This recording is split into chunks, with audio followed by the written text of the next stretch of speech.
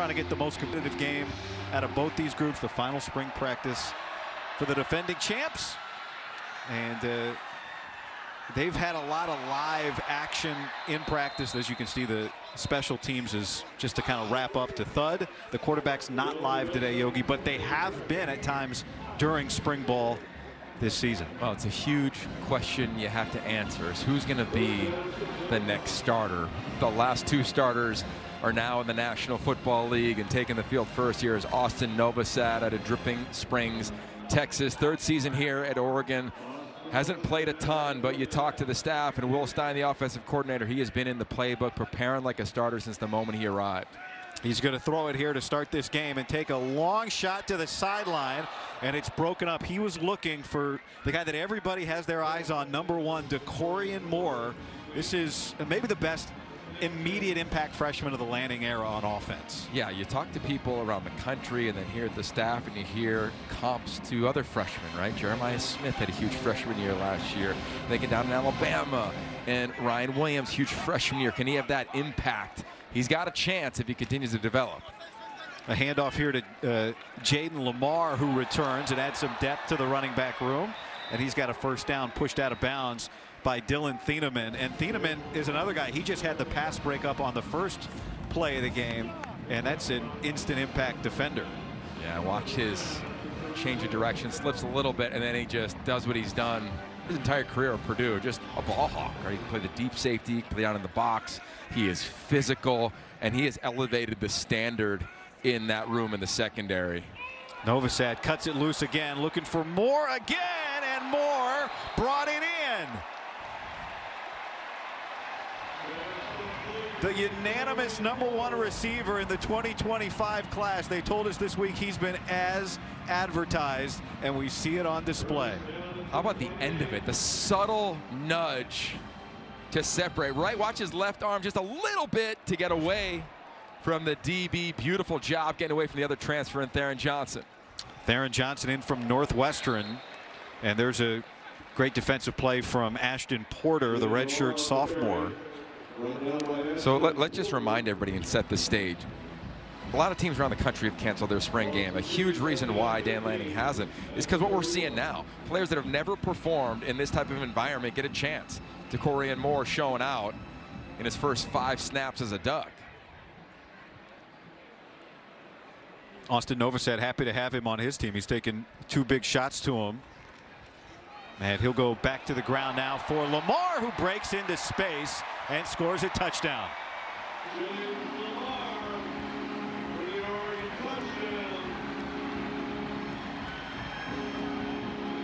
Jaden Lamar had 25 carries last year for Oregon. It's a beautiful job from Novosad. Watch him just hold on the fake. Read the edge defender, going to be a give. Nice job blocking down by that offensive line, and Lamar does the absolute rest. Matthew Bedford there on the offensive line blocking down. Impressive job by him as well. And this is a running back room that returns Noah Whittington, but there's a ton of productivity that needs to be replaced. Same kicking situation for Oregon as last year. Atticus Sappington handling the point afters, and that kick is good. Andrew Boyle handling the kickoffs and the deeper field goals. And here's some of the offseason storylines. You mentioned it, replacing a ton of production on offense and defense and leadership. The quarterback battle, which we'll talk about all day. A fantastic and elite transfer class, and we've already seen one of the very talented freshmen, DeCorian Moore, making an impact. Well, let's just start up top. We'll work our way throughout the broadcast. Dan Lanning knows what he has to replace, and the #1 trait within his program is connection. So they had a 2-day clinic on leadership where on a Friday, they had every junior and senior go over to Dan Lanning's house and spend time and establish standards of how they want to lead this program. The next day, they had all freshmen and sophomore come do the same thing. They walked out of there and said, okay, we have some ownership around that. And I think it's amazing because that pedigree, that experience is exactly something that can empower players that they know they have to replace so many guys who've been hearing their names all weekend long in the NFL. There was a great note on that graphic at the bottom, though. Same head coach, same defensive coordinator, same offensive coordinator. They've all received contract extensions, deservedly so. As Noah Whittington lets that go over his head. It's only the one of two programs in the league that have the same head coach, DC and OC, for 3 straight years, the other being Illinois.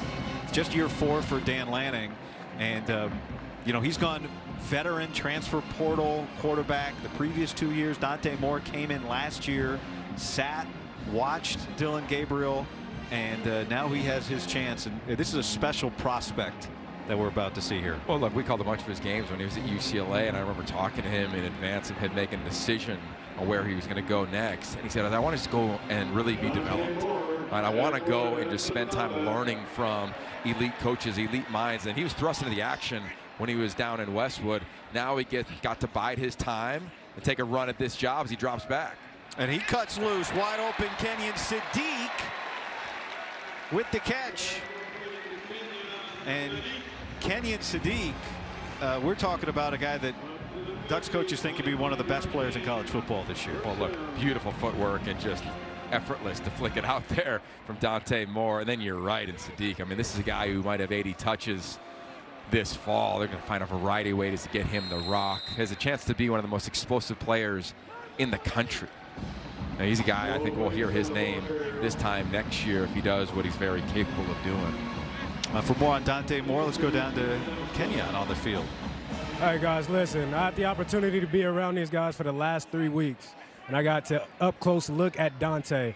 This dude's ability to change his arm angles and make throws, he reminds me he has a lot of Aaron Rodgers in his game. This dude is really talented, and this team is lucky to have him. There's Noah Whittington with the carry. Well, that's not a that's not, you're not going to have 50% on that comp when you go Aaron Rodgers. Well, you meet him in high school. I can remember coming to the Elite 11 quarterback camp. Both he and Austin were at it.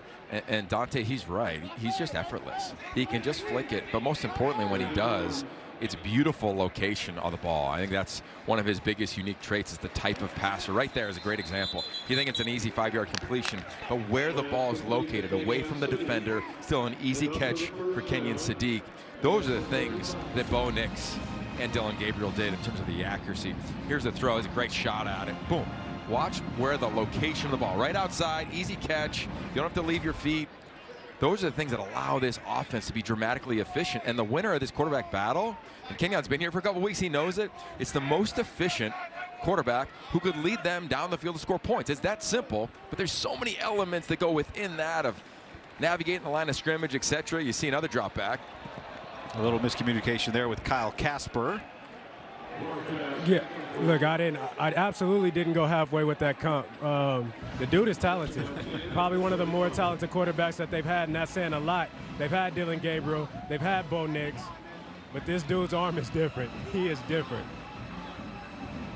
You know, thinking of the Duck quarterbacks last 10, 15 years, he's in the conversation as a pure passer with Justin Herbert. And when it comes out, it's effortless. And I think what's great about him now is that he really feels like a veteran. He's got command of this thing. And it's been great competition all spring between he, Austin Novosad, and that entire room. Kyle Casper, who missed most of last season with an injury, with that catch.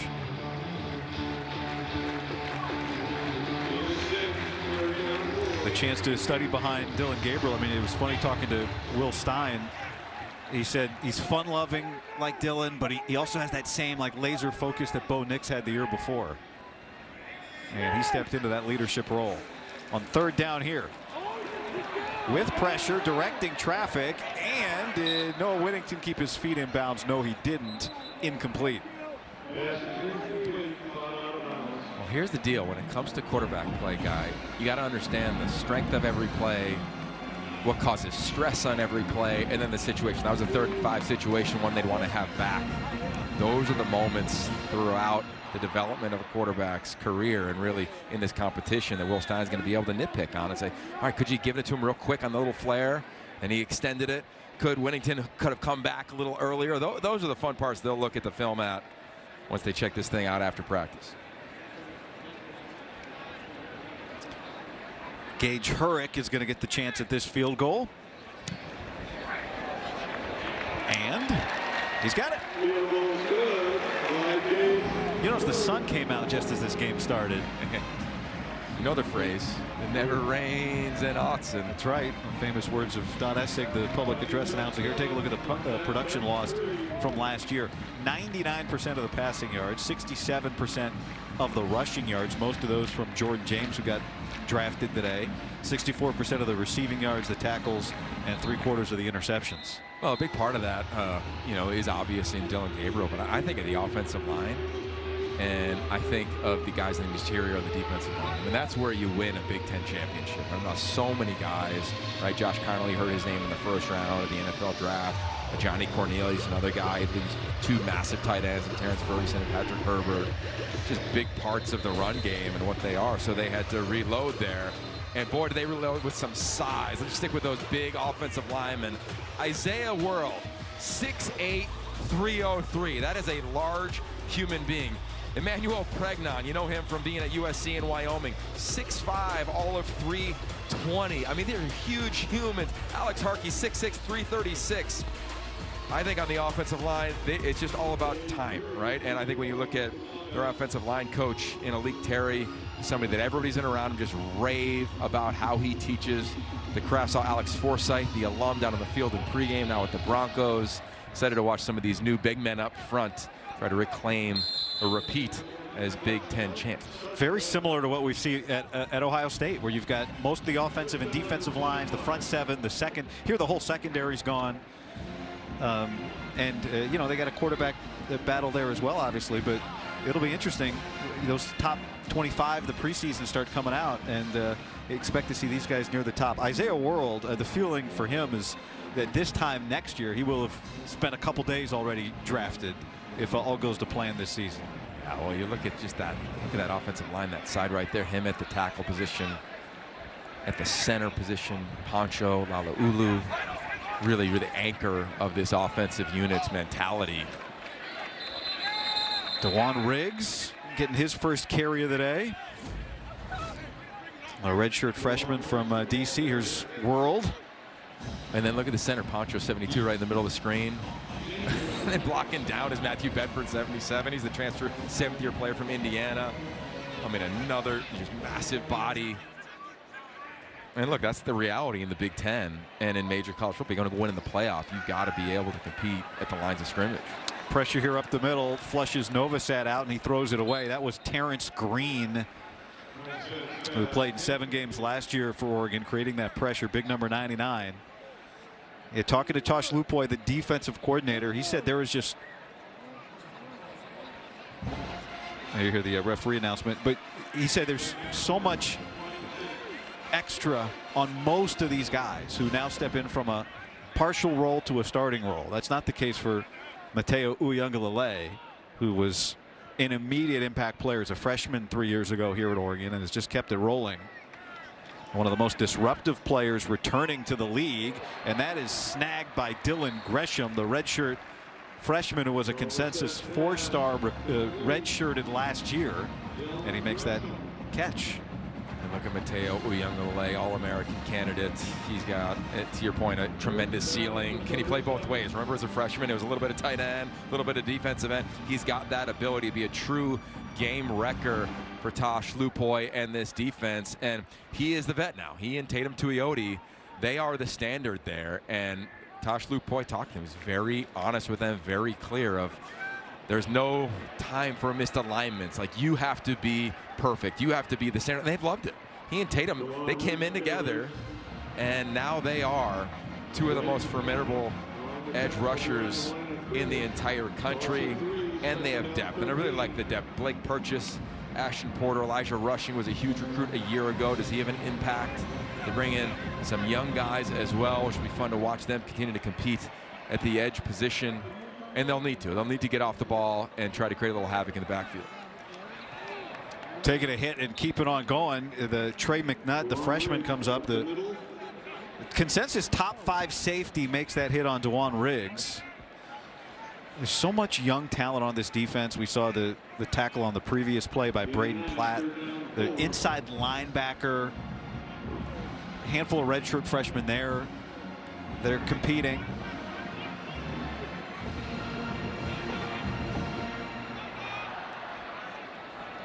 Hopefully it'll be soon. 5-man pressure, and Novosad is able to get that one near the sticks. Jamari Johnson, the tight end, the transfer from Louisville, another guy at the top of the list of players to watch today. Yeah, I mean, you hear it all the time, right? Like football has this cycle, and tight ends for Oregon have always been a thing, but really around the country now they're getting vogue again. I know that excites Jake Butt back in Chicago, and the depth here for the Ducks at that position with the addition that you just referenced in Johnson. You got some younger players as well. You're going to allow them and Will Stein really to have a bunch of different personnel groupings. 2 tight ends, 1 tight end, 3 tight ends, move them in the backfield. And we saw Kenyon Sadiq against Penn State move all over the place. I mean, maybe Zach Grace as a fullback at times. So I love what they've done. Dan Lang with that position. You knew when he got the job here it was going to be a physical out. That's what his career has really been based on everywhere he's been. He's been around offensive minds that have tried to win and dictate terms on the line of scrimmage. Novosad setting up the screen, and that gets sniffed out immediately. He was getting it to Zach Grace.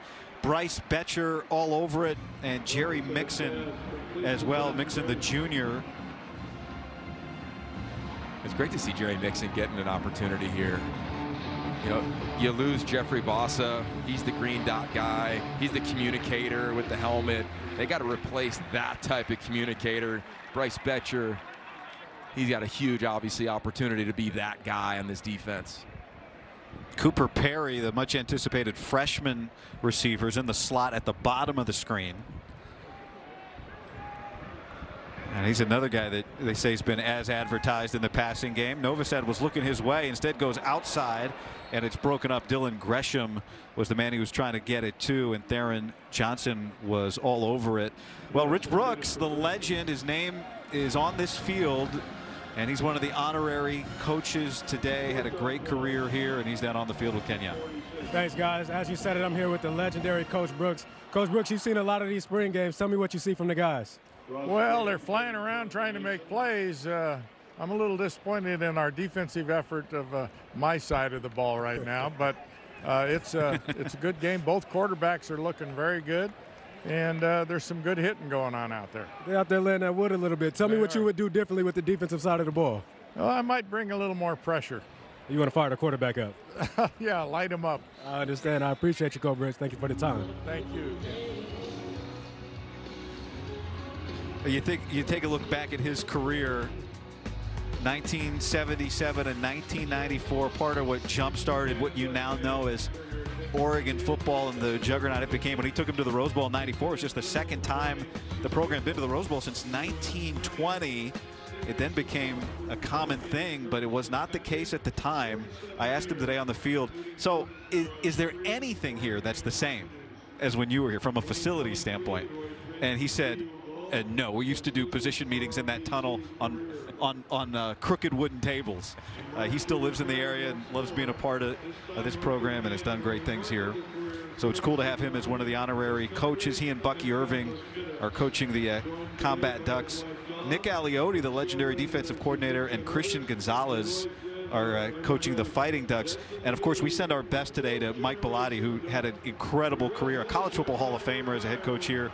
He was scheduled to be one of the honorary coaches today, had a small medical emergency. He's recovering. Hopefully he's watching. Coach Bellotti, we miss you today. We'd love to see you here today. Hopefully we'll see you around here soon. And we're thinking of you, and get well soon. You know, it's amazing about all the names that you referenced, Coach Brooks, Coach Bellotti, Coach Aliotti. They spent so much time here in this community with this program. And then there was this era where there was a few different coaches that would just rotate every couple of years. When Dan Lanning got the job, again, he was an outsider. Those guys all kind of came up through the system. Right. And from the fan base perspective, the alumni, I can remember Joey Harrington, and they would pen a letter. They penned a letter to the athletic department and say, we want somebody who understands what we are about, what this region is about. I see Dante Moore up the location there. Out of bounds. That was a great catch. Great catch. But the point, Gary Bryant Jr. there. Good to see him back as well. The point is that when Dan Lanning got the job, he went around this state. He talked to so many alums. And after they spent about 7 minutes with Dan Lanning, maybe 7 seconds, they were like, yep, he gets what we are all about. Look at the eyes from Bryant. He's got a chance to really replace that production from Tez Johnson. But the point is that, like, the ethos of Coach Brooks and Coach Bellotti and Coach Aliotti meets that of Dan Lanning. What did they tell us on the field? They said, he's special, and they're pointing at Dan Lanning. He's a guy who really wants to be here. Glad he got the extension you referenced. And as he always says, the grass is pretty damn green here in Eugene. Well, it's a great point. You think about the history. Rich Brooks, when he left, Mike Bellotti was promoted from within. Then Bellotti becomes the athletics director here. Chip Kelly, who is his offensive coordinator, takes over. Then Mark Helfrich takes over for him. And you know, then before Dan Lanning, the last two coaches came from outside the program, and so maybe there was some hesitation. He made such an immediate impact and positive impression, Dan Lanning, that he's become one of them real fast. Well, I just go back to those DNA traits. That's what he said the first time he got the job here. Connection, growth, toughness, and sacrifice. But the connection is one in the transient world of college football you got to pour into. He does it as well as anyone in the sport. Ross James back as the punter for Oregon this year, the only punter on the roster right now. And it'll be good starting field position for the Fighting Ducks after that punt. Once they broke ground and started building here in Eugene, I don't think they've stopped in 3 decades. And this is the new practice facility that is under construction there just beyond the black building. There's the team offices. The weight room is in that black building. It opens up, the doors open up to the dirt you see there, which used to be the practice fields and will be again soon. That'll be a beautiful indoor facility under construction. The 2-point Mo is what they call it. They've also renovated Hayward Field, which is the world's finest track and field stadium. It's a really cool town to be in for sport, and really for Rob Mullings, their athletic director, since he's gotten here. He's been here 15 years, guy. I mean, the standard just continues to rise. Luke Moga, the freshman, first look at him, the quarterback, and he can't connect there with Cooper Perry, another freshman. The redshirt freshman is Moga. Perry's the true freshman, and Will Stein really likes the potential of Luke Moga, the redshirt freshman from Phoenix, Arizona. I was here last year for the spring game. It was kind of the Luke Moga show, just showcasing his athleticism. It's really impressive. But what he has worked on is being a pocket passer throughout this spring, and he throws every ball as you need to with just tremendous confidence. Good opportunity for here in the pistol. Oh, this is fun now. Makai Hughes, you saw him on the list of big-time transfers earlier from Tulane. This young man was a Doak Walker semifinalist last year, 10th in the nation in rushing, a freshman All-American 2 years ago, and now the Ducks add him to the fold. 1 quarter done here at the Oregon spring game. Second quarter, and what did Will Stein say? He wants to see him make the routine play today. That's the key for this young redshirt freshman. When you hear that about a quarterback, you know it means he's got the ability to make the special play. Well, he's done that throughout his career. And how about that little run right there behind Poncho? Again, that's Makai Hughes behind the center, Poncho Alaulu, who's really the anchor of this offensive front. Moga wants to throw again. This is what he does right here. Easy speed. He's a rare athlete. Guy, he's a 10-4 100-meter dash. He was second in his high school state meet coming out of Arizona. Really talented athlete. And look, every quarterback has their comfort zone, and I think for him, it's that athleticism. And here's a good look at one of the top transfers in the entire country. Makai Hughes transferred from Tulane. Talked to a couple coaches that had to face him a year ago, and they were physical, downhill, punishing back. Saw that there on the run. 10th in the nation in rushing yards last year, over 1,400 yards for Hughes, who gets tracked down by Mateo Uiagalelei there, who was first-team All-League himself last year. But the accolades are just off the charts. He's one of the top players in the portal. You see what he did, first-team All-AAC, 15 rushing touchdowns. And, you know, we've talked about it, but, you know, you're replacing Jordan James. There's a lot of rushing yards out there to be had. Jordan James was 54% of Oregon's rushing yards, also ran for 15 touchdowns last year. I just want to see him and number 14, Naeem Offord, head-to-head. The two brothers. He's playing defense right now. Moga puts it up, and it's broken up. Was looking for the tight end, Johnson. And Trey McNutt, second time the freshman's made a play. McNutt comes in with a lot of attention as well from Cleveland. 5-4-star, one of the top safeties in the nation. His dad, Richard McNutt, was on the 2002 Ohio State National Championship team.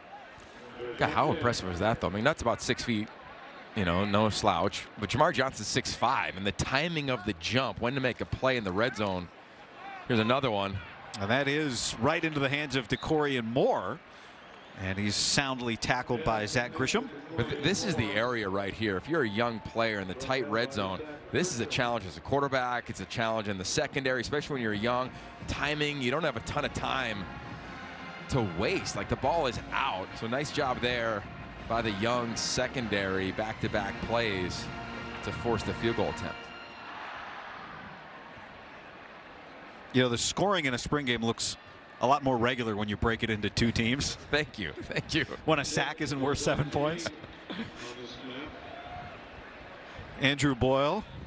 And it makes it easier on the graphics department. That's the they appreciate that in the truck. Boyle's getting his chance here. And it is good. Well, here's the Oregon schedule. Open up with Montana State and Oklahoma State at home. Gordon Northwestern, then a big rivalry game with Oregon State. And then at Penn State, that is a chock-full first 5 weeks. Well, it's not going to be easy, especially in the Big Ten, but I love how it lays out for the Ducks and Dan Lanning. They get a bye after those first 5 that you referenced, then they get 3, and then they finish it off with a stretch. And last year, that's not what they had, right? There was a stretch of just, I think it was 8 straight conference games where they had to go, pedal down, and you're tested every single week. So I think for a team that has to replace a lot, the bye allows you to breathe, reset, reposition, move some players around, decide who's going to redshirt, who's going to play. Those are huge elements as a long season evolves for Dan Lanning's staff. You go back to last year, the Big Ten champs, #1 in the nation, beat Penn State, went into the playoff as the #1 seed before getting upset in the Rose Bowl by the eventual national champs Ohio State.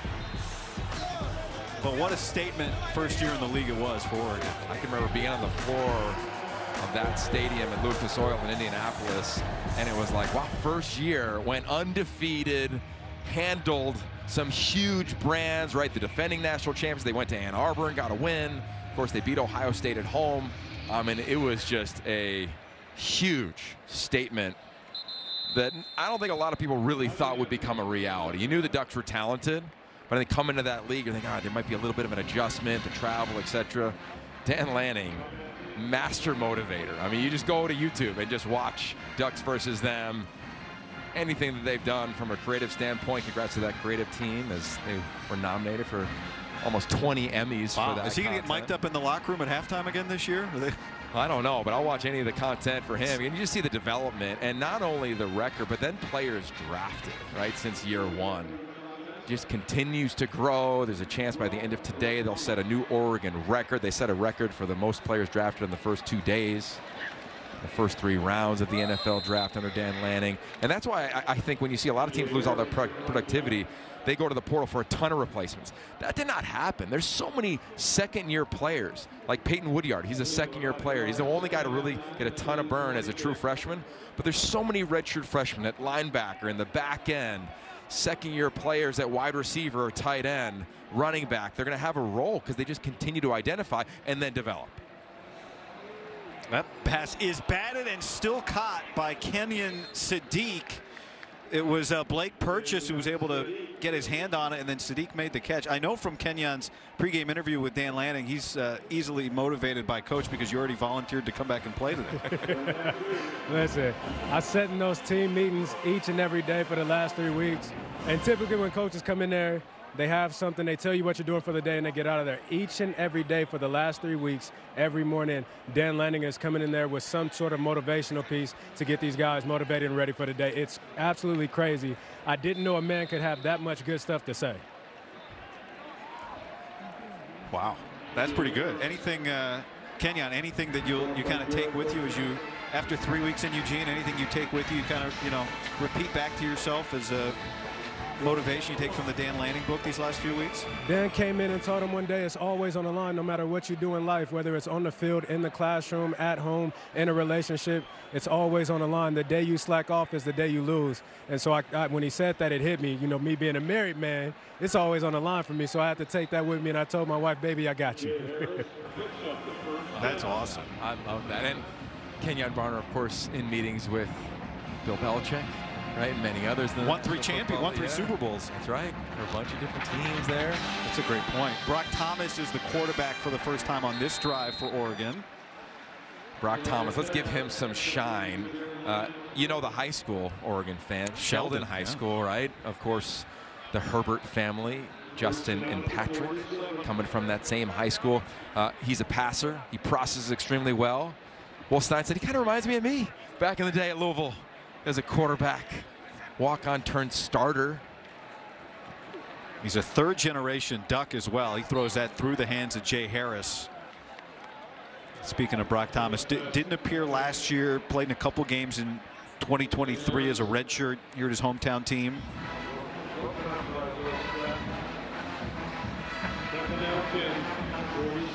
Now 2nd down and 10 coming up for him.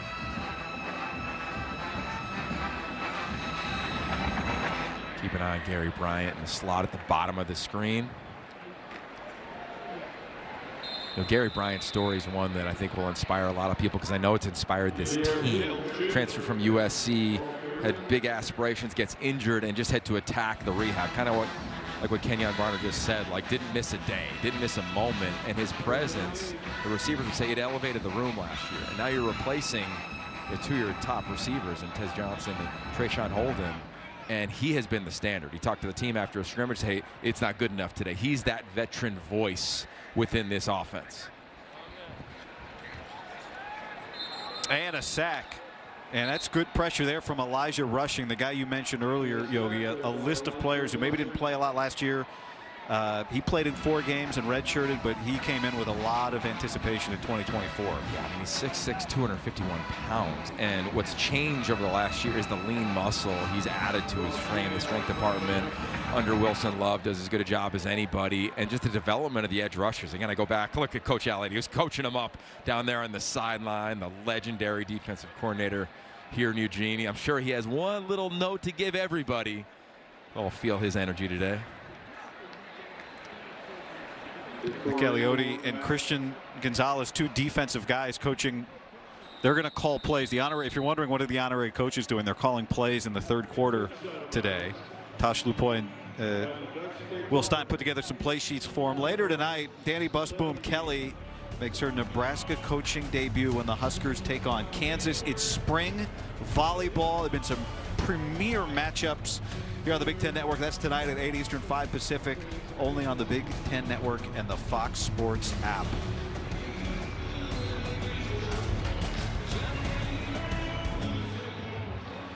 So Luke Moga back out. There's Nick Aliotti.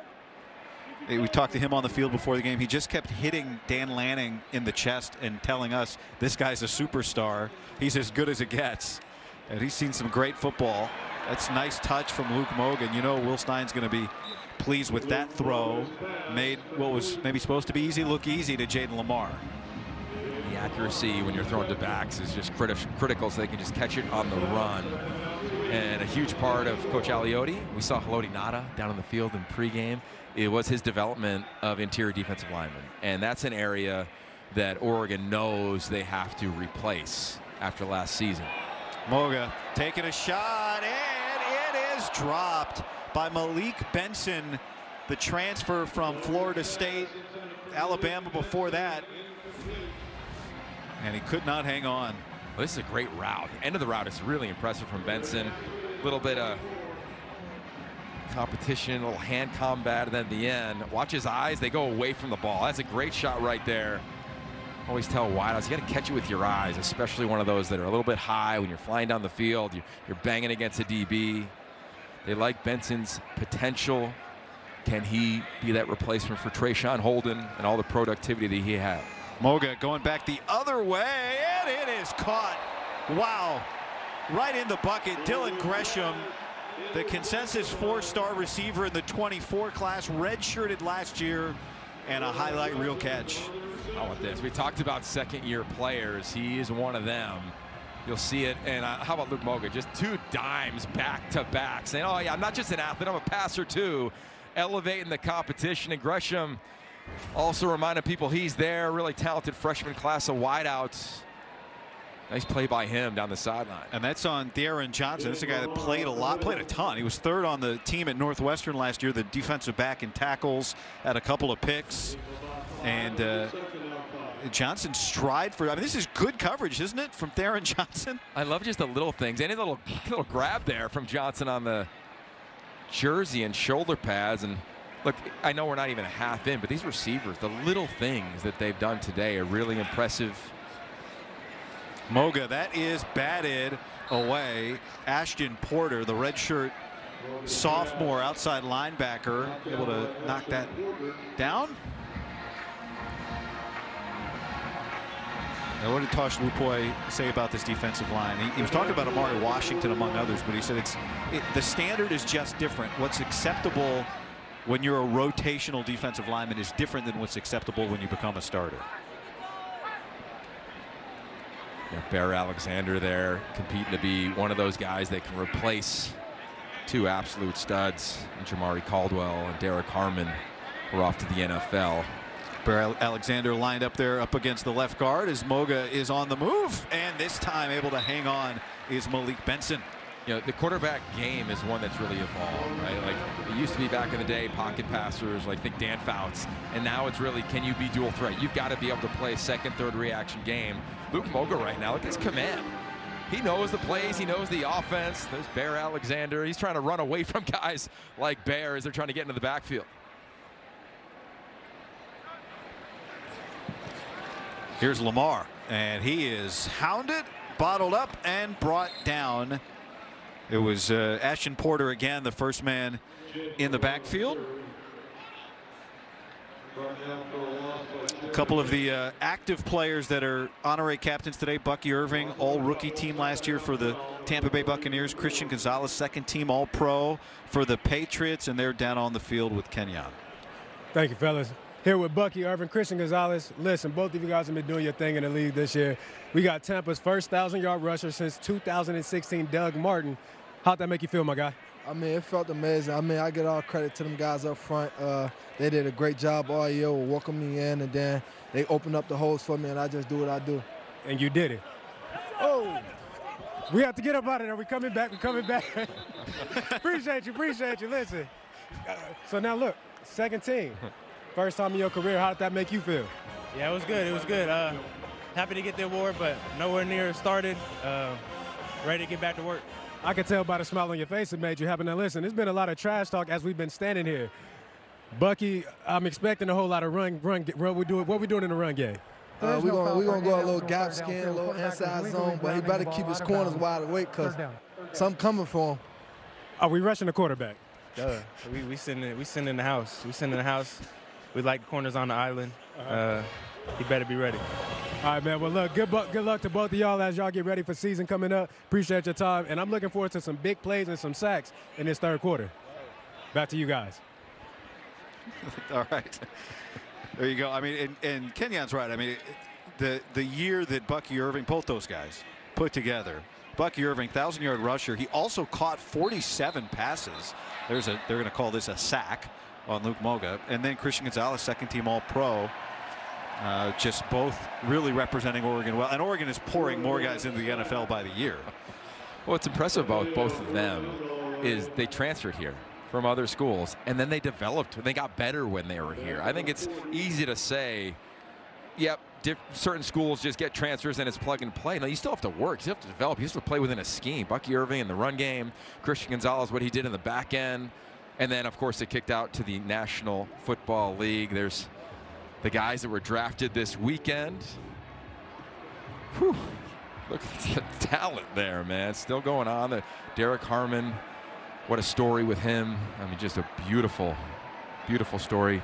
And obviously a ton of love out to him and his family with the passing of his mother. And his mother, Tiffany, passed away after finding out the news. She'd been on life support and everything that, you know, you think about the career he put together at Oregon while also dealing with that. It's just unimaginable. And Amazing that she was able to experience that moment with him before her passing. And you know, Dan Lanning, look, there's no secret, Yogi. It's been like this forever. Guys want to come, they want to win, they want to be a part of something, but they also want a program that's going to help them get to the next level. That's right, and I think that graphic was really impressive. You got guys like Derek Harmon and Jamari Caldwell that came here, and then Terrence Ferguson, who was like, I want to come on back because I want to do something special. I want to leave a legacy. I want to win a championship. He could have gone to the NFL last year, said no, and has left that legacy. And legacy, look, is a huge part of what college football is about. It's what we love, and that's what our quarterback now is. Akili Smith Jr., you know that name. True freshman out of San Diego, his first appearance as a Duck. They call him KJ, and you talk about hype and anticipation and pressure and all that stuff, what it must be like to be Akili Smith Jr. here at Oregon. But they love him. They love what he brings to the quarterback room and his potential. They should. We had him at the Elite 11 this summer, this past summer. His dad was down there as well, and his dad was just being a dad, right? He knows the talent that his son has. It's raw, but when you talk to the coaching staff, man, his growth, his potential is through the roof. It's the most intricate position in all of sports, guy, as you know. It's a developmental position. What you cannot develop necessarily is the size and natural ability that he has. You see it right there with a throw to his tight end, a little stop route. This is the part of spring football that Dan Lanning's really interested in, right? Because this is not a running clock. This is 2-minute offense, 2-minute operation. Wow. Standing in the pocket. And whistles. It makes Coach Aliotti and Bucky Irving probably bring pressure, right? Is that what they said? It was 26 years ago that Akili's dad was the #3 overall pick from Oregon to Cincinnati.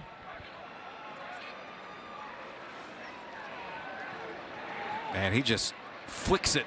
Well, how about complete to Jeremiah McClellan. I mean, be a freshman and line it up in a 2-minute offense before the half, and you've got Tatum Tuioti to your right. How are you going to navigate this thing? And he just slides in the pocket, no problem, checks the ball down, and away he goes. I'll say it again. Quarterback's not live today, as is usually the case when you're watching spring football. But they have been in the previous 2 scrimmages, and it's part of what you're talking about, Yogi, just without a lot of playing experience. And there's a sack, and getting there real quick was Blake Purchase. Yeah. Dan Lanning just felt like he needed the quarterbacks to experience what that game is really like. I think it's such an important decision, and you know, most teams around the country are never going to have their quarterbacks get touched, but you've got to find out how do guys react. And it's so hard to tell. And you also don't want players who've been in a system. Austin Novosad, 3 years. Dante Moore here is his 2nd spring.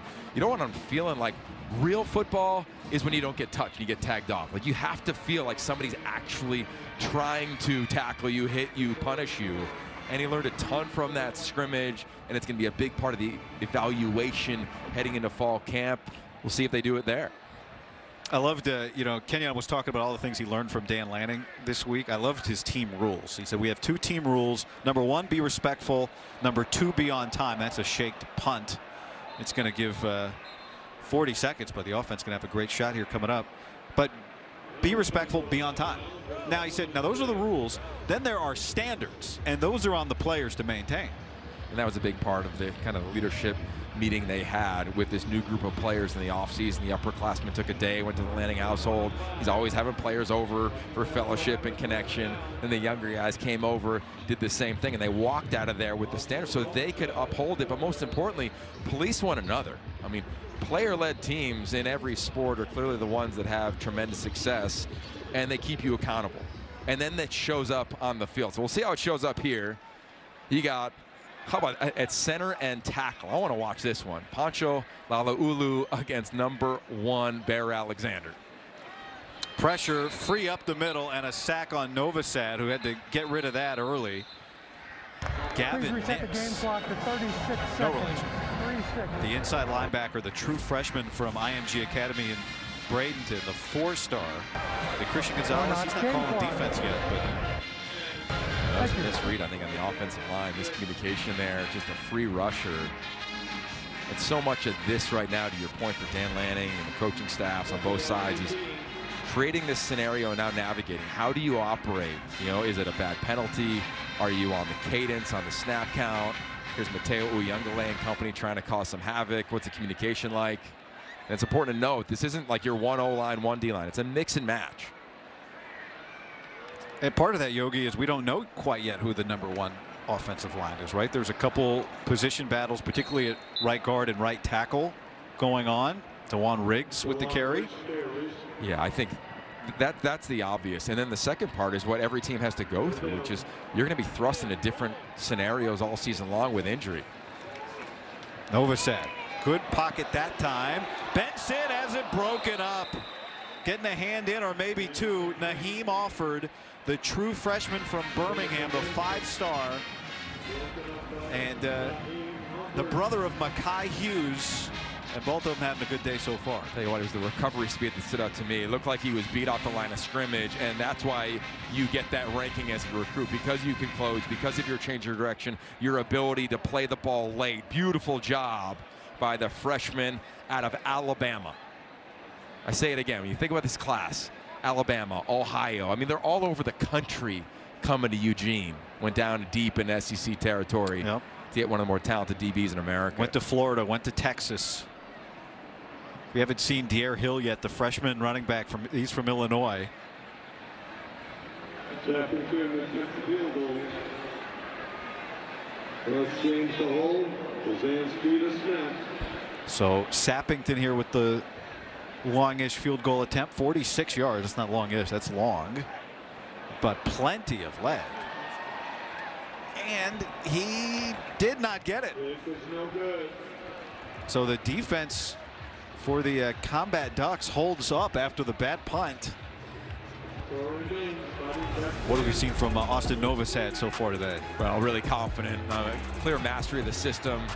Kicked the party off his first play of today's spring game, incomplete, but came right on back 2 plays later. An absolute dime to that true freshman, to Corian Moore. And just playing confident from the pocket across the middle to Gresham, the young wide receiver. And I think that's what you want to see, right? Do you have confidence within the offense to play on time? I think a lot of times first-time starters, first-time players in this environment, you can hesitate, you can hold on the ball. Zero hesitation for the position. A huge part of what Will Stein wanted to see today from his quarterback room. Novosad, 4 of 8, almost 50 yards.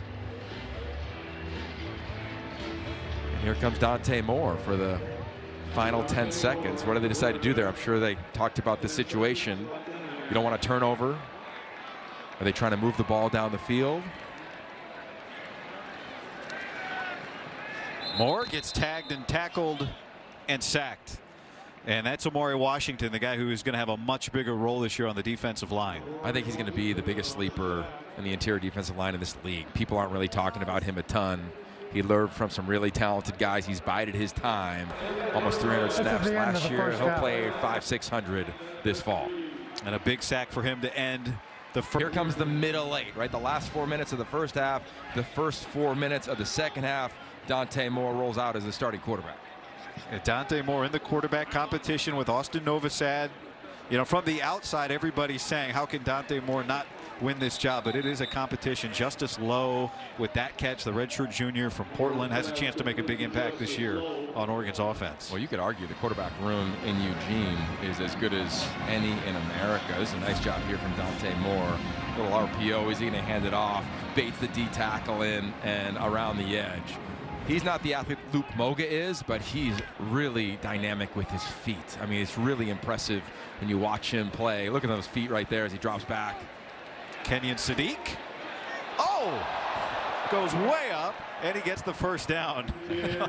Well, the last time when they played the Big Ten Championship game, you saw that from Sadiq leaping over defender on his way to an explosive play against Penn State. And this is just such a gifted athlete. Woo, look at that. Well, 104 catches. That's what Tyler Warren had last year at Penn State. And it may not be 104 this year, but Will Stein thinks that this guy can really do damage this year. He told us 80 touches, 80 catches about for Kenyon Sadiq. That's the goal. And you just think about all the different ways that they can get him the ball. It's amazing, too. He played the most special team snaps on the team last year. Yeah, He's one of the most explosive players in America. We were here last year for training camp. It was obvious. And he just bided his time. And he talked about this spring of what the quarterback room did for him, how he learned from Terrence Ferguson, how he's added some of his traits to his game. Terrence Ferguson, who was a second-round pick by the Rams, one of 9 Oregon Ducks drafted in the 2025 draft, which is a new Oregon record. And so Sadiq stepping up, and that means the depth that he provided last year, now the room has to provide behind him. Yeah, and he's the leading voice in that. So we've seen Jamari Johnson today, the transfer from Louisville at the tight end position. True freshman Vander Flug also gets into the mix. They got some nice depth there. Roger Saliapaga, just some guys battling back from injuries. Dante Moore with time, and now he checks it down to De'Air Hill, the freshman, with his first touch of the spring game. This is what Kenyon Sadiq said this week about filling the shoes of Terrence Ferguson. The standard Ferg set, but also the records that Ferg left here. Like every day, I remind myself that those are the goals that I want to hit. You know, he did a great job. And like I said, he competed every day, and he's like one of the best humans I've ever met. So just reaching that goal that he set, like legacy at the end of the day, I just want people to, you know, see my name on those leaderboards and stuff, and just remember who I was.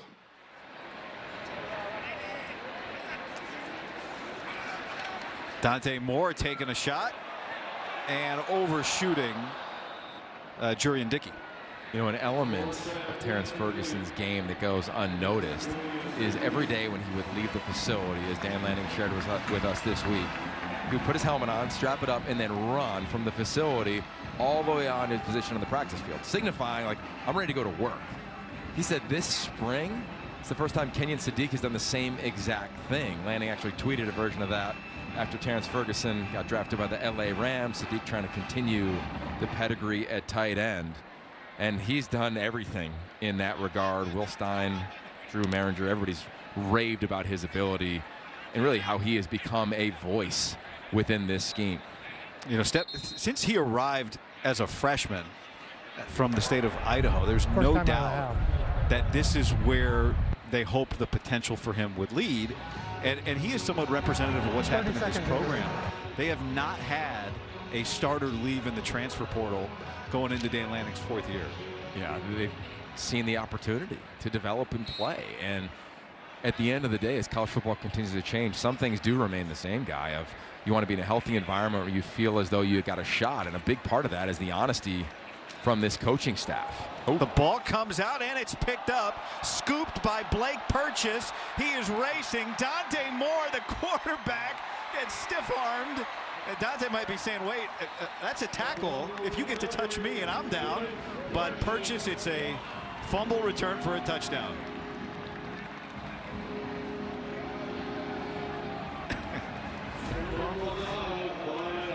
How about this? Ball comes out really late. We'll see it there. Oh, beautiful tackle from the young DB.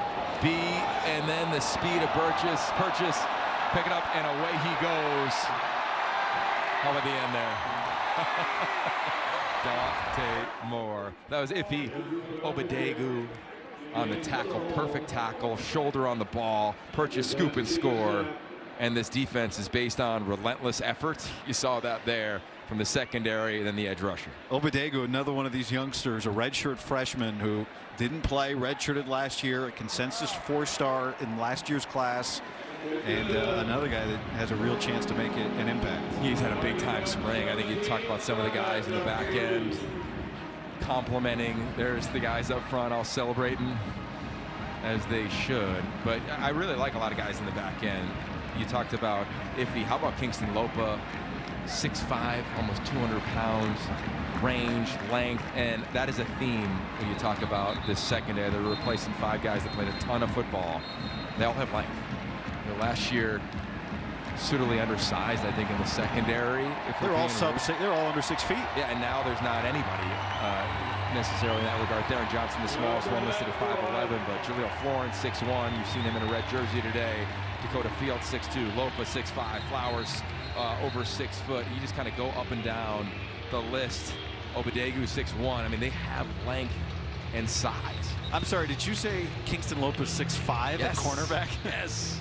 Let's just hammer that one home. Yeah, and he's had such a big spring. Talked to Verone McKinley. Long-time Oregon Duck, ended up in the NFL. He spent some time here with the Ducks in the spring on the field in pregame, and he goes, that's the guy that stood out to me in the spring. He just had a heck of a spring practice. And the point is that there's opportunity. And guys in their second year in the system, they know the basics. They have really elevated last year on the scout team. Nobody just took the year off. Kingston Lopez saying that earlier this spring of really just trying to attack the opportunity.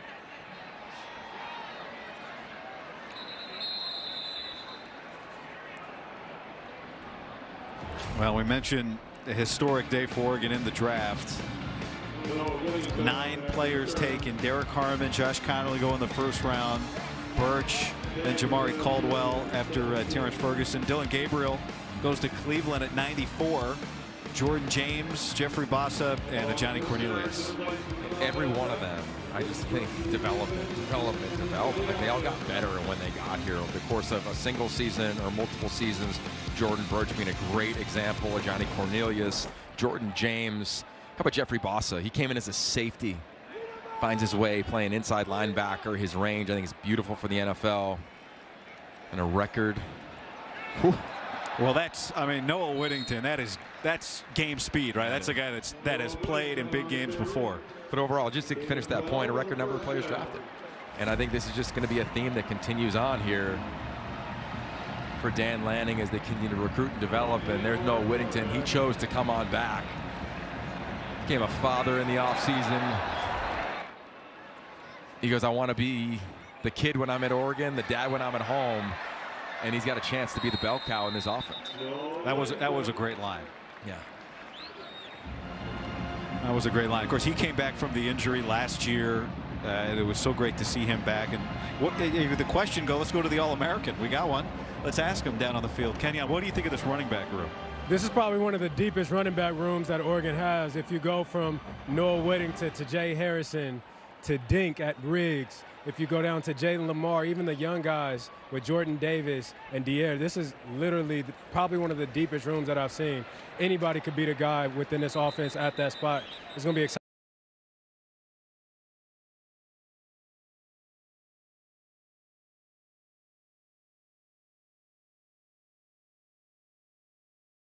Year for these guys.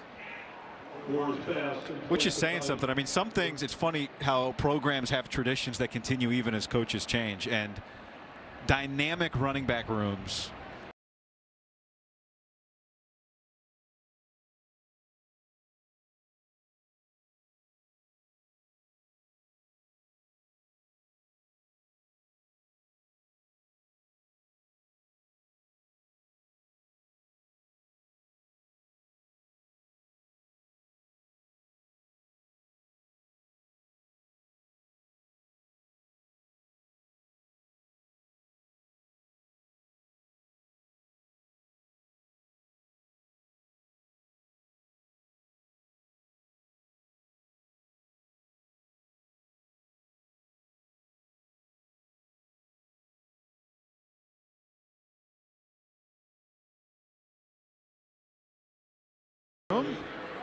There is the legendary Rich Brooks and Tosh Lupoy. He said, here, take this play sheet back. I'm done. Good job. Oh, that's awesome.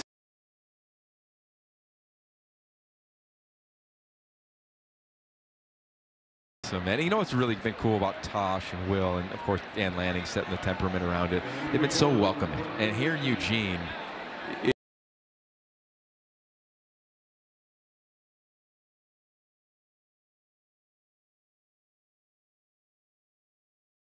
if you ever spent some time here, you know that when the coaches that have been legends, they often retire here. They spend time here. Or they go on to the next phase of their life here. That was Nick Aliotti doing TV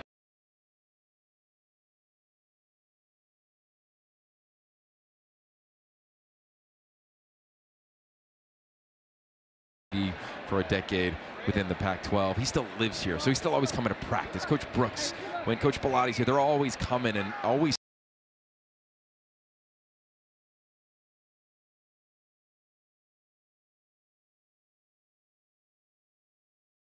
so welcome, and the assistants are always talking to him. We go to practice, and Tosh is saying, hey, Coach Al, what do you do?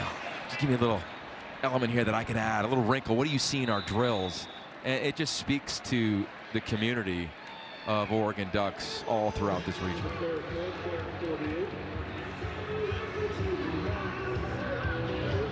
We saw Bryce Betcher jogging off there, and so he needs this defense, his offense, to score some points.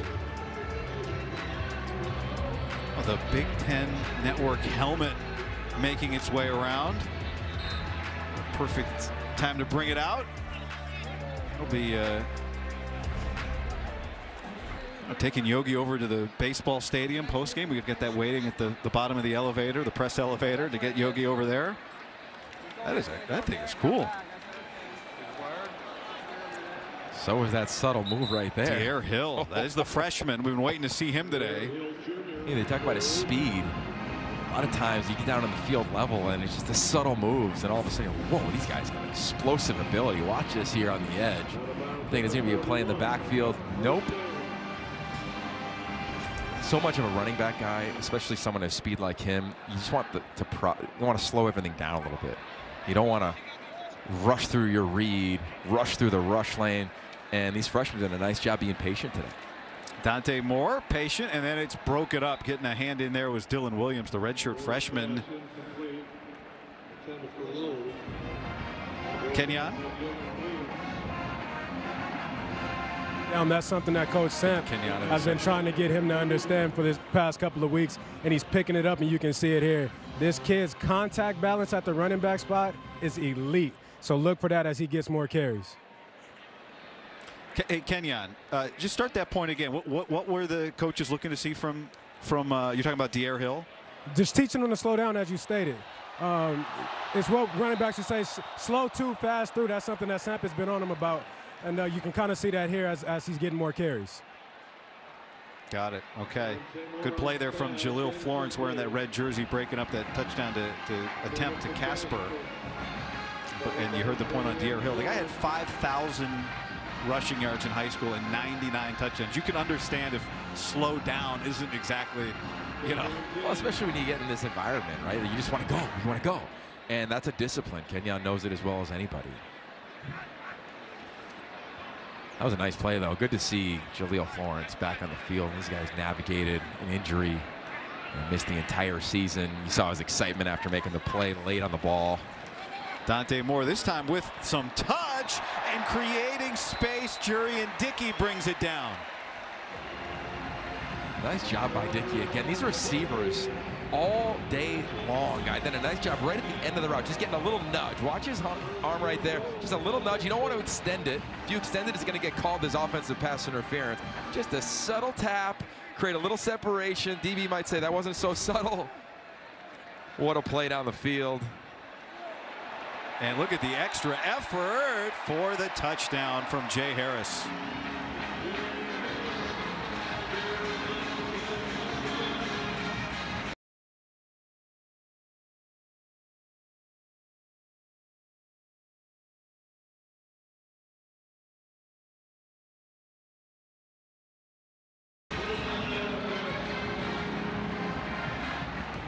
Everybody's going to have a role this year. Jay Harris's role might be short yardage.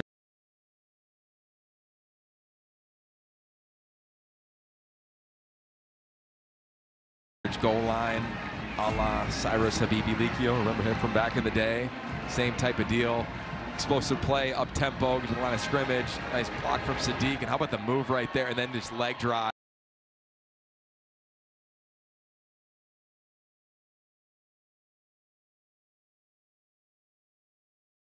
One, two guys miss, run through a tackle. Jay Harris. You talk about the transfer portal. Northwest Missouri State is where he came from.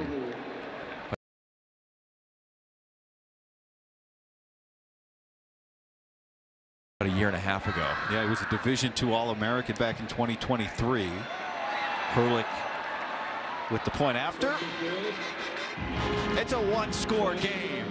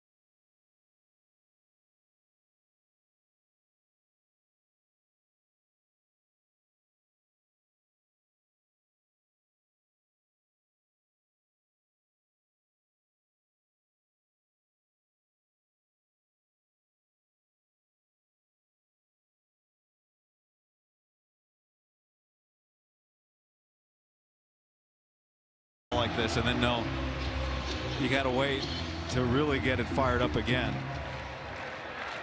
Well, big weekend in recruiting as well, with players on campus, and you walk out to the spring game and you see this environment. Yeah, it's pretty cool, man. I mean, to your point, spring games are few and far between now, and the ones that have it, especially here in Eugene at Autzen, show out. Yeah, it's been a tradition through several coaches over the years. Chip Kelly made a point to make the spring game Military Appreciation Day here at Autzen. One of the cool things that they do after the game, and that's why you see these team names, Fighting Ducks and Combat Ducks. It's Military Appreciation. They do a jersey swap with military members and former military after the game on the field. That's pretty cool. All right, so Luke Moga is back out. The first time we've seen him here in the second half. The explosively talented redshirt freshman, and he gives it off to Dewan Riggs. Bucky Irving was the comp that Will Stein gave us for Dewan Riggs. Bucky Irving, one of the 2 honorary coaches for the Combat Ducks, the other team, the team wearing black. Another one of those second-year players, right? Redshirt freshman. There's such a good group here. Remember, this is back-to-back top 5 classes in recruiting for Dan Lanning. So pressure there, and Zach Grisham, who came on the pressure, is also the man that finishes off the tackle. So Davian Sims, the redshirt freshman, in there as well.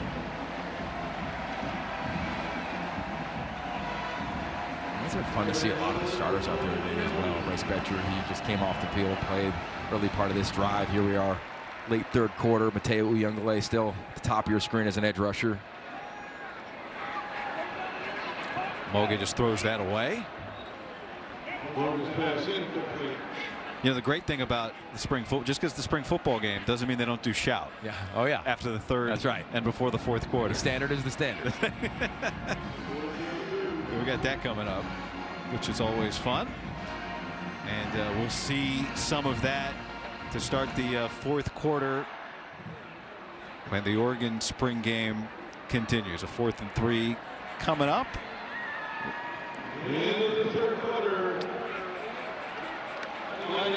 Let's see, they will wait on the punt. Players are into it. It is one of the core memories you have when you go to a game here at Autzen Stadium. And the timing of it is brilliant, right? Think of, everybody has a game or two that you're not at your best in the season. And if you need a jolt, you get that between the third and fourth quarter in a magnificent way. And I think Dan Lanning has found magnificent ways to just motivate his team, whether it's going on the road to Wisconsin or Michigan and navigating these environments. And they know they have an advantage here when they play shout amid this student section and incredible crowd. Well, for a disciplined program, Dan Lanning's not afraid to have fun, right? And you see it. You could be in the biggest game of the year. It's tied, and players are not discouraged from dancing on the sideline. But the real lucky players get a ride in the vintage Bronco that Dan Lanning's been spotted driving around town. I got to imagine a lot of those are probably big-time recruits. I could take a ride in that to the baseball game, guy, afterwards. I think seats are pretty limited. Yeah, pretty limited. Will Stein told us it is a hot ticket to get a ride in that fully customized, modified, and brought up to 2025 vintage Bronco. I love it, man. It's just awesome. And it speaks to his personality. He's fun, and he allows everyone to be themselves within the confines of the program.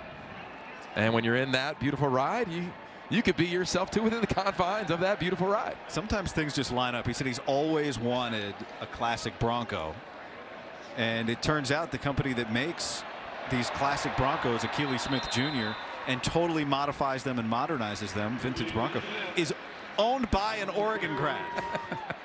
Yeah, he doesn't have to wait that long, I'd imagine, you know. Oh yeah, let's make it happen.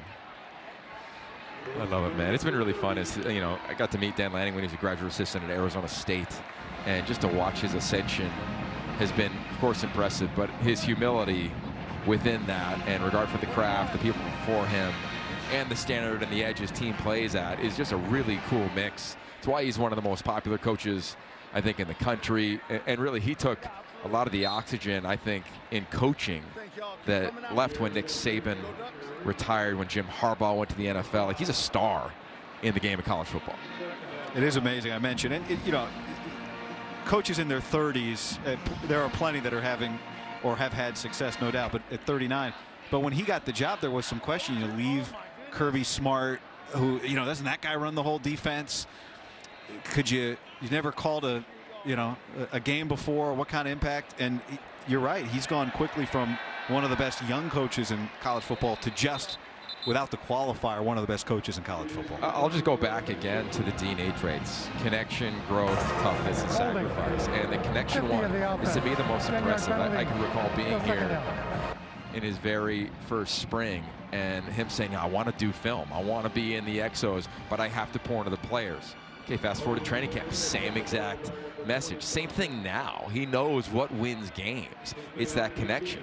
The growth is the growth mindset. I mean, every offseason has his team read a book, whether it's good to great, etc., where they have to have that. And the players echo that. You interview them, you talk to them, they talk about having a growth mindset. It means that you take criticism, you take what they say, the medicine, and absorb it, and then just get better and navigate that. You know, you make me think back last year, that the great internal kind of YouTube documentary series they did, and you could see the players getting feedback, right? We'll use the word feedback, and receiving it, and that was Dylan Gabriel, yep. Right? And you have your best players able to take it, and everybody can take it, and it also applies to the coaches, right? It's a two-way street here. And here's a third down where you're going to be able to teach a ton off of this exact situation. Akili Smith here in the play call, navigating the play clock, changing the play. They are using regular season headset communication rules where the clock or the headset cuts off at 15 seconds. A throwback complete by the tight end Vander Plug, the freshman, one of the top tight ends in the nation from Southern California. Well, how about this? Number one, it's third down. Watch him climb the pocket, feel the rush, and then do what you often don't recommend, throw back, but the velocity and the unique traits that Akili Smith Jr. has showed up right there to the other freshman. Well, you know, you talk about what we've seen on tape from Oregon. One of the things they do is they use the tape from practice with their quarterbacks. They wear cameras on their helmets, and those cameras record audio. And so Will Stein, the offensive coordinator, loves to not just film study off of it, but talk about how are you communicating to your teammates, how are you handling the huddle, all those sorts of things. And he says it's been a real asset for them this year. Yeah, I think it's one thing to get that view. It's another thing to hear how you communicate. But the third part is I think the most impressive, is that he's even mic'd up his quarterback so he could hear how they're calling a play. Like, as you huddle up, there's a style in which you communicate right now. You're Akili Smith Jr. You're calling out a protection. You're resetting a protection. You're making an audible. So are you calling it like it's the greatest play on planet Earth? I mean, that's the demeanor and moxie you need to have in the huddle, or when you're going no huddle like they are right now. And they're able to learn from that. That's the toughness part. Take and handle the coaching. Smith steps up and gets sacked by Tion Gray, the redshirt freshman, a four-star from last year's class who redshirted. Yeah, I think even an added benefit of what you referenced with having the audio from that camera on the helmet is the offensive line. Like, they can hear their calls. The defensive line can hear their audibles. Like, there's this whole other world that has opened up for the Oregon Ducks coaching staff in terms of teaching the football to a team that has a ton of talent, just not a ton of experience, as Oregon Ducks. It was cool, right? They said it's great for the defensive line because now they can watch themselves from a different angle than they ever watch from. Nick Aliotti, the legendary defensive coordinator here at Oregon, one of the honorary captains today down on the field with Kenyon. Hey guys, here with Coach Aliotti, a man that recruited me to come play at this school. These days, me and you were just having a little bit of conversation. I can see you're still in the mode of a coach. Tell me what you're thinking about the game so far. You know, it's actually absolutely an honor, Kenyon, to be back here and have an opportunity to do this. I'm thoroughly enjoying the moment. I'm hoping we can finish this thing out up 7 with 9 minutes to go, because I still want to win. It doesn't matter what kind of game it is, I want to win. Well, listen, what is the most important thing? How are you going about this? What is your mentality? What's your mindset? Are we still old Coach Al? Are we bringing some heat? Or are we going to lay back and let the quarterback live a little bit? Well, to be honest with you, Kenyon, I'm calling offensive plays, so I haven't had a chance to call a defensive play all night. So I did call a split zone, split belly, and a boot pass, and we were fairly successful. But, yeah, I like bringing heat, but I haven't had a chance to call any of that. Okay, well, listen, I'm your guy. I need a favor from you. Can I get a sweep to the left? We're going to ask Will if we can get a sweep to the left. Coach, you calling the plays. You're supposed to take control. I only got to call 3. I appreciate you, Coach. Thank you, man. Kenyon, my pleasure. All my best to all those Ducks out there. Back to you guys. He's awesome. I mean, he's just one of those spirits that if you get around Coach Aliotti like we have, he just lights you up. I mean, I remember coaching in this stadium and getting in the elevator, you know, because Coach Al was up in the press box, you know, as a defense coordinator calling the defense for Chip Kelly. And I was so nervous because you're next to Coach Al. And I'm like, oh, should I talk to this guy? And he goes, hey, son, what's your name? And from that moment on, like Coach Aliotti, that's just an exemplary example of who he is. He's endearing to anyone who meets him. He showers light and love on everyone around him. And talk about success. There's not a more successful defensive coordinator you could argue in college football. He gets calls all across the country to come teach the game. And I know Dylan Thieneman, he had calls coming in from all across the country when he hit the transfer portal. But he said, I want to go to a place that can develop transfers. He's seen guys like Christian Gonzalez and company come here, then to the NFL. And since he showed up, the playmaking ability you just also showed up. But it's been the things in the facility. You talk to the staff. He's in at 5 a.m. At first, he's like, let me just go do the work. And by the end of spring, he's become vocal. He's become a leader. He has reset the standard in the DB room. Clearly, he's a talented player. And for a position group guy that has to replace everybody, it's not as scary, worrisome as it once was when you knew those guys were going to depart to the next level. You got a guy like that who's just an absolute stud coming in to this program. I mean, you just think he led all Big Ten DBs in tackles last year. How rare. It's been several years. He's the only defensive player to be the freshman of the league in the year, freshman of the year in the league for a stretch. It was, Jeremiah Smith won that award last year. He won it in 2023. You know, he was a 3-star once upon a time. Yeah. You know, the 3-stars don't often come here as freshmen, recruited out of high school, but you put together the tape he did, and all of a sudden, you know, he's expected to be an instant impact guy for this team. And he's going to be. And I think when you look at him, this is a guy who dreamt about going to Purdue, right? His siblings went to Purdue. He goes to Purdue, and the staff gets let go, and he decides to make a move. And he said he looked at the track record. Think of Evan Williams, Kyrie Jackson, Jabbar Muhammad, reference Christian Gonzalez, all guys in the back end that transferred in and became better players by the time they left. And his impact, see a little sack there in the back. His quarterback drops back, but the impact to me has really stood out. So here's a quote from Bryce Betcher. He said Bryce was in the facility at 5:50 a.m. and he said that Dylan Thieneman was already in the facility, sweating, warming up, and just already saying, oh, well, the standard is different. Like, you think 5:50 is early. I've been here by 5 a.m. And it has, I think, impacted a lot of these transfers. Bear Alexander on his 3rd school, another opportunity for him. We've talked about Theron Johnson throughout the day in the back end. And Jadon Kennedy also on his 3rd school. You saw his name on that list from Tulane. His 5th year, 2 years at Ole Miss. Started last year at Ole Miss, and now here at Oregon, trying to help, you know, fill the hole of a secondary that replaces both corners, nickel, and both safeties. Yeah, and I think Kennedy's got a chance to really be that nickel for this team. And remember, Coach Chris Hampton, who's the co-DC, he coached him at Tulane. So there was prior relationships there. And all these guys come in mission-minded to this back end. You know, Theron Johnson, Thieneman, Kennedy, all transfers. Peyton Woodyard, remember, he started at Alabama, transferred in last year. So as a freshman. Left after Nick Saban retired. So size, ability, veteran experience. Moga, that one goes sailing behind Malik Benson, who's trying to keep it away from the defender. Now it's 4th down. But I just want to go back to the Thieneman thing. Like, when you come in sometimes and you're a heralded portal guy, you can have one of 2 attitudes. One is like, I've arrived, you're lucky to get me. And 2 is, let me endear myself to everybody. You know who's done the latter? For over 130 years. FDIC.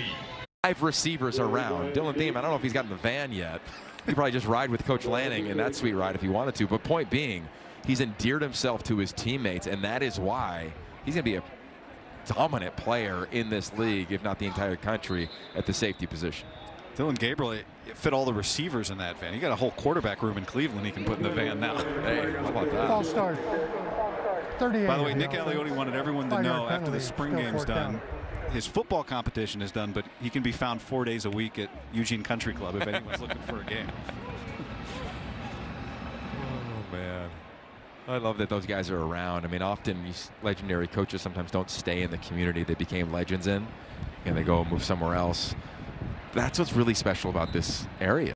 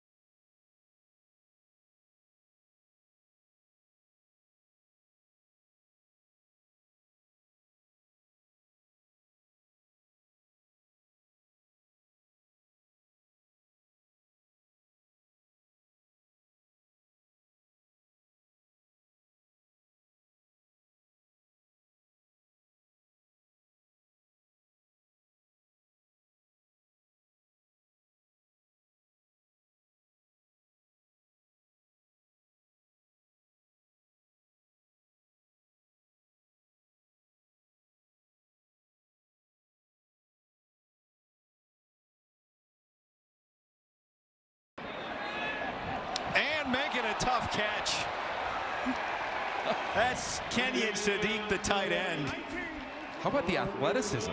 It's almost like he jumped behind the DB to go make that play as he's running full speed down the field on a deep crossing route. You see it coming right to left. He's looking like a wide receiver flexed out as a tight end. Doesn't trip, gets tripped up a little bit. The athleticism, the ability to stay upright and then to snag it. You don't want to put too much on players, but it's worthy. It's worthy. He should be a preseason All-American candidate. Pressure and a sack. Whoa. That was Brandon Finney, the freshman from Maryland, a top 40 recruit, coming off the edge and getting to the quarterback very quickly. Yeah, he and Matthew Johnson, another young player, freshman who's had an impactful spring. Johnson, the top defensive lineman out of California. Top and bottom of the screen, and that one would have hurt. That's why the quarterback's not live. Yeah, thankfully to him. Yeah. But it's a speed off the edge, and Tony Tuioti is such an impressive individual and clearly been dramatically productive coaching the majority of this defensive line. There's Sadiq again, and he puts a shoulder in. Credit to Aaron Flowers for hanging on, taking a big hit from the tight end. I mean, just imagine, right? Again, today is a vanilla offense. And they're finding ways to get Kenyon Sadiq the rock in space. He's a true tight end. Here's look at the end of it. Shoulder down. Great contact right there. But he can put his hand in the dirt. He can run block. He can be an H-back and line up in the backfield. We've seen him line up at wide receiver the majority of this drive. And he's looking like a wide receiver on his route, whether it's a deep route or shifting north and south after he catches the rock. Now he lines up as your true tight end, hand in the dirt. I mean, the versatility. How do you defend that? I mean, just putting so many defensive coordinators in an absolute bind. Double back, Aaron. Go right, Aaron. Go right. Brock Thomas setting up the trick play. It's Jeremiah McClellan into traffic. A flag comes in. They're trying to get it to Sadiq.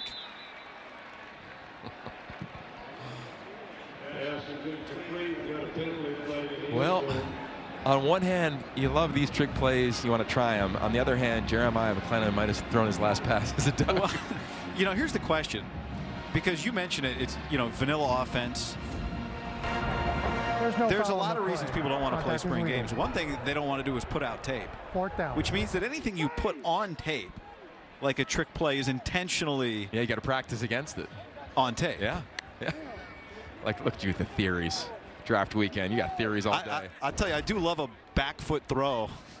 Trying to turn two, like the baseball diamond, man. Oh, how about this? 5 wides inside the red zone. This is awesome if you're a quarterback. 4th and goal, a 4th and 5.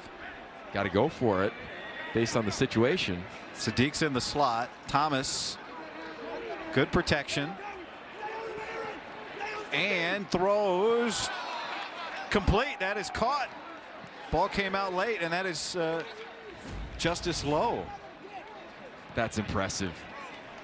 Thomas put in the only place he can. Front shoulder roll. You're taught when the ball is low. You want to roll over that front shoulder so the ball can come on top of your belly. And Justice Lowe is a guy that the staff's really high on. They think he has a chance to be an all-conference type of player. Can he replace the productivity that Tez Johnson has left behind in the slot? And a nice job of moving the sticks there. So now 1st down and goal. And you want to know the clock here too, right? You got the 2-minute timeout upcoming. And the Combat Ducks take the lead. I like the aggressive approach.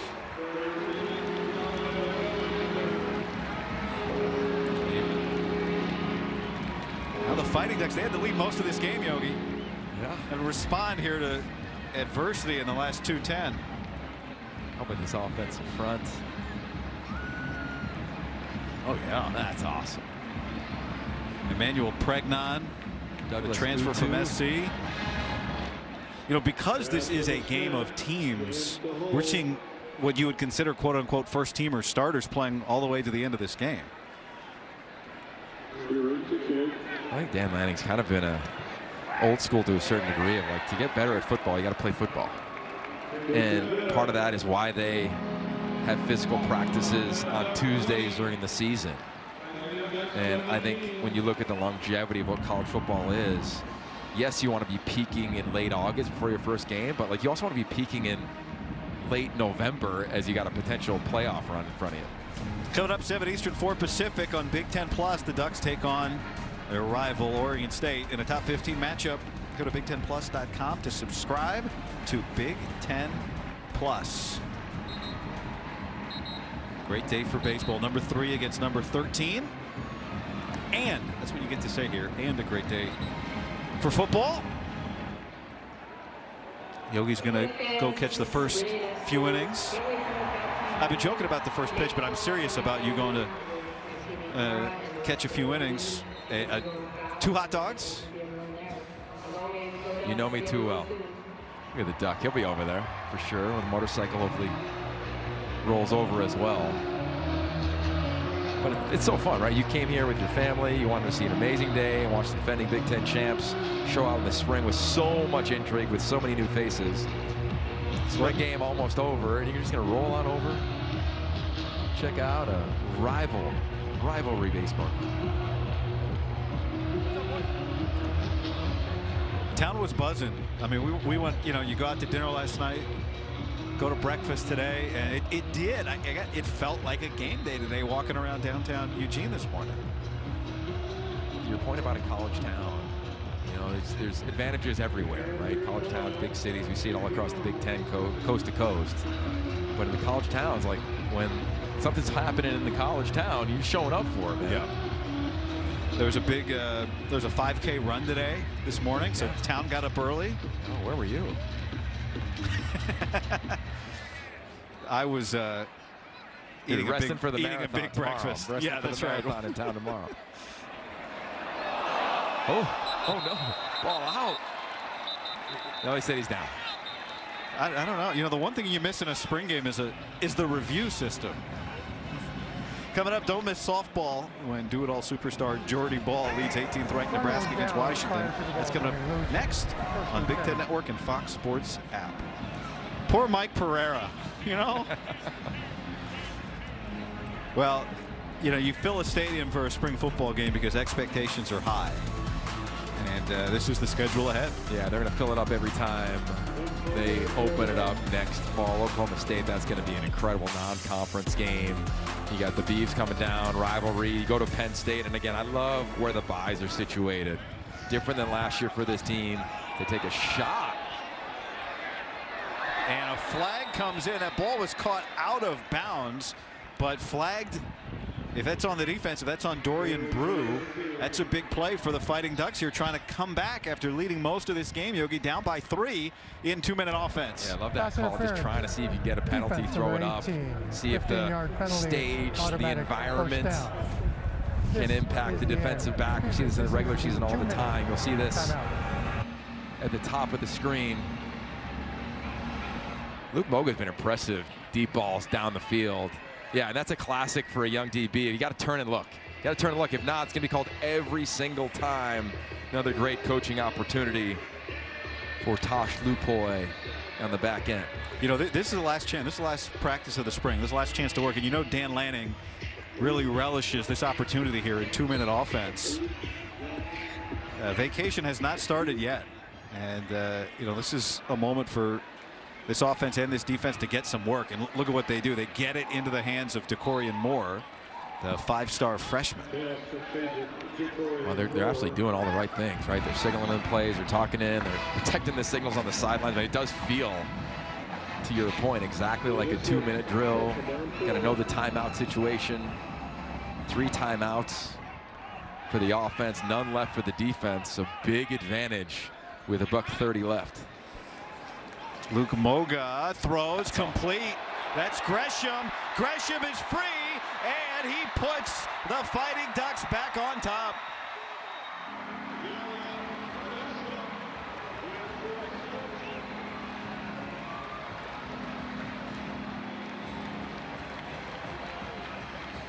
Moga right on the money.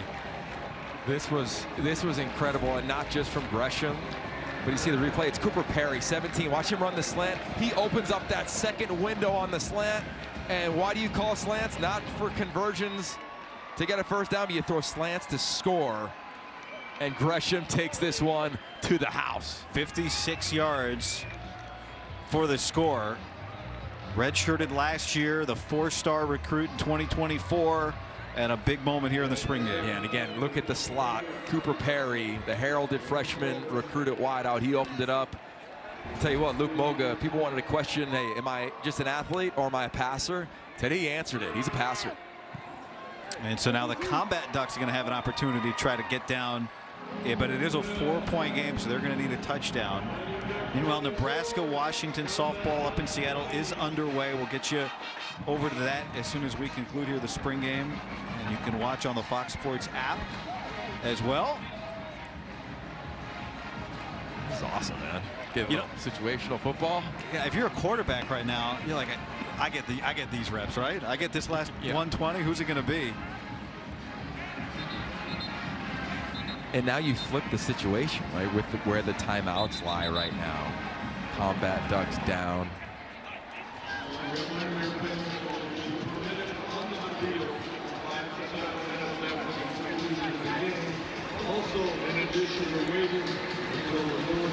They got all 3 of their timeouts. There's Moga and Novosad, so celebrating with Dwan Riggs. It's interesting, the score bug in the stadium has no timeouts. So it's the spring game, right? Like the rules can adjust as necessary. That's right. Dan Lanning, credit to the coaches. They said they made the teams to get an even game. Looks like they know their team pretty well because we got an even game. Dante Moore.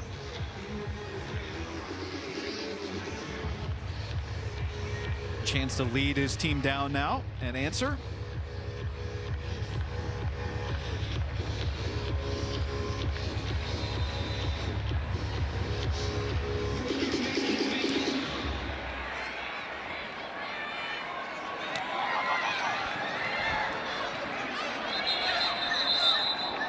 And so here we go, 1:16, 1:15, and flexible amount of timeouts left this for Dante Moore. This is exactly what you would see in a real game, right? Situation, you're backed up on your own 20-yard line. You need a touchdown. So in practice, every coach is trying to script, Dan Lanning as well, script specific situations every day. So what's the rule here? No sacks, no picks. Right, you want to make sure that you are in control of the clock.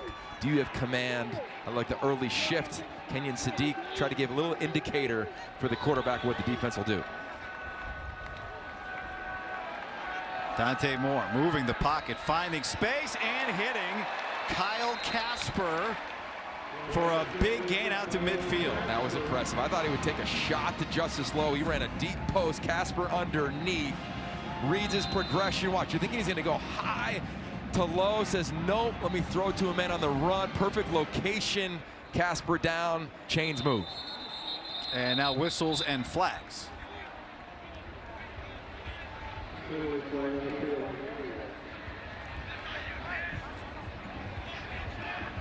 This is a false start. False start. Yep. 71 of the offense. 5-yard penalty, still first down. Oregon has taken their second time out of the half to avoid the 10 seconds of track. Clock will start on the snap. I think he said they took a timeout there. Was that part of that announcement? Okay. All right, so that's Alex Harkey, new face, one of the transfer offensive linemen. Been I love a couple different places. Sorry, I love that Dan Lanning is really sticking to the rules here. Like, we're going to use the timeout to avoid the runoff. But you got to teach Dante Moore. You got to teach these guys how to navigate the rules within the confines of the 2-minute drill. Strong tackle from Will Stratton after they get a few of those yards back. It's Jay Harris on the catch. Okay, so now it's all communication. Got to line up, get the play from the sideline, get it to your headset, communicate to the receivers, now read the coverage. Moore gets it out quickly to Sadiq, who's tackled inbounds by Aaron Flowers, and the clock continues to run. Dante Moore, as the clock continues to tick, calls out the play. Third down. And his arm gets hit as he throws. It goes sailing out of bounds. And you hope that he's okay. Looks like he got the forearm, not the hand. That was a final time out of the half. On the pressure. Oregon team comeback. That's what you're trying to avoid here. Let's see where he gets hit. Ooh. That was pretty close to the hand. Yeah, lucky everything is all right in that regard. But here we go with the situation. It's a 4th down, game on the line. To me, you're finding a way to get the man who's really been the starter today, Kenyon Sadiq, away to get the ball in his hand. So it's a little bit of motion. Maybe it's a shift. Excuse me, 3rd down.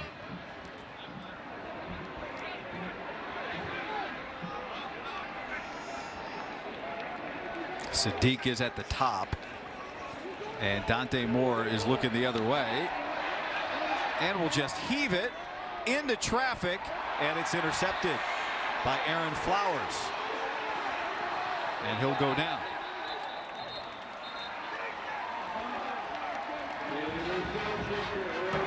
And that is, I think, how this one